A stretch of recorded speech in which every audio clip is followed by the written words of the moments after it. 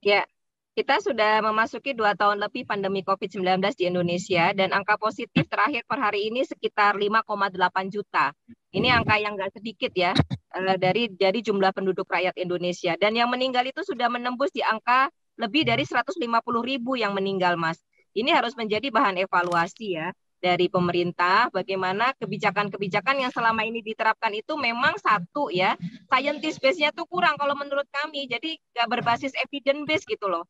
Kita sudah selalu sering memberikan masukan agar setiap kebijakan itu evidence based policy, artinya berbasis saintis ya, penelitiannya, kajiannya seperti apa, dan cepat melakukan gerakan untuk melakukan antisipasi jika terjadi situasi-situasi darurat.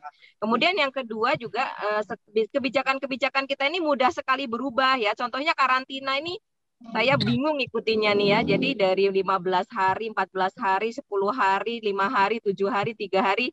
Ini nanti karantina akan dienolkan gitu ya untuk yang dari luar negeri.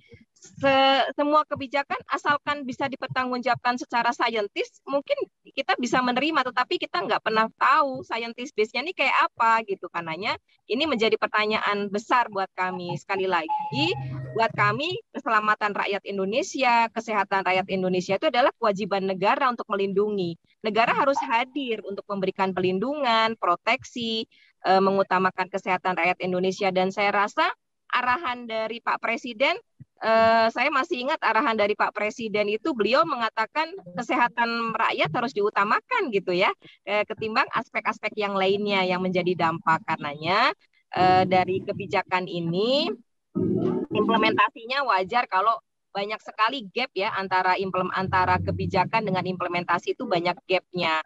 Gapnya juga sangat jauh gitu ya. Kadang-kadang juga kita melihat apa namanya, ya karena tadi ya sosialisasinya juga kurang, edukasinya masih lemah gitu ya. Makanya ketika menerapkan sebuah kebijakan, kalau dalam teori kebijakan itu kan harus ada proses sosialisasi, proses edukasi gitu kan, sehingga semua bisa berjalan dengan baik, tidak secara tiba-tiba langsung diambil keputusan dan langsung diterapkan.